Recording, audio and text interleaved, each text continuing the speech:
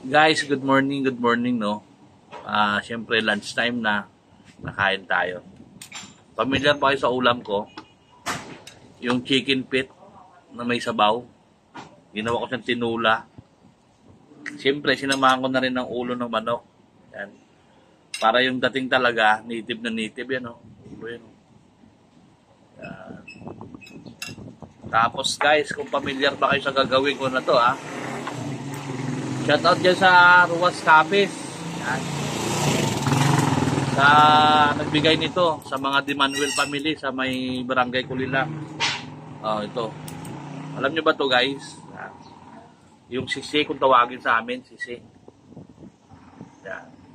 Hindi mo kasi ito basta-basta mahulog. Kaya kailangan mayroon kang ganito.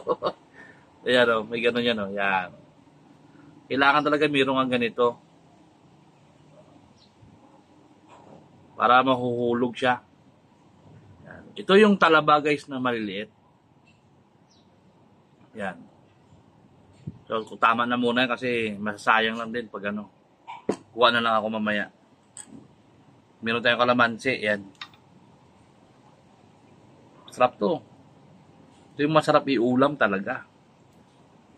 Yan.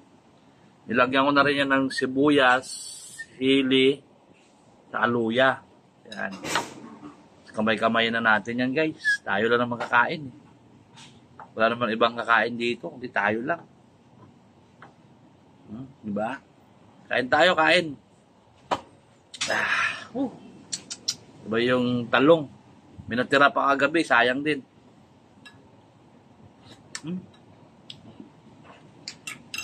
Ito yung pinaka-nagustuhan ko sa lahat dito guys.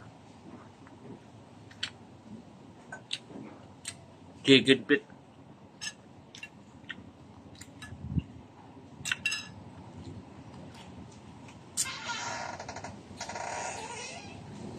Masarap siya sa bawan.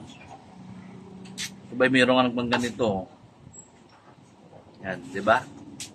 Kahit tayo kain.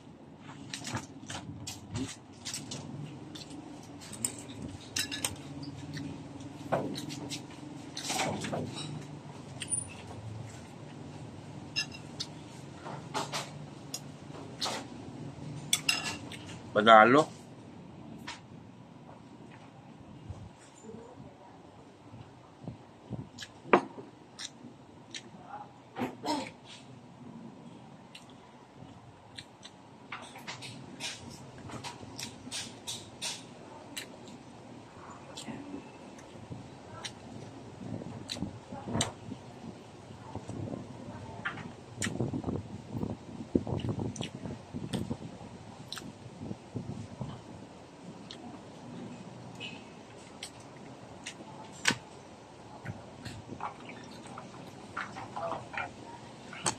Sarap guys, sarap.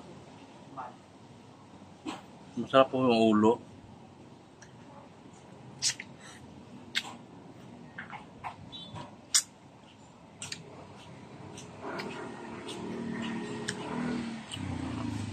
Pabili ko. Panalo. Kasi Mr. Chips. Parang loader.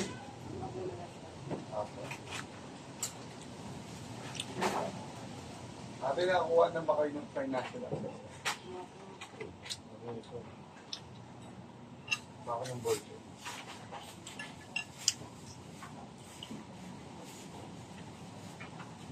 Wala akong i-message lang sa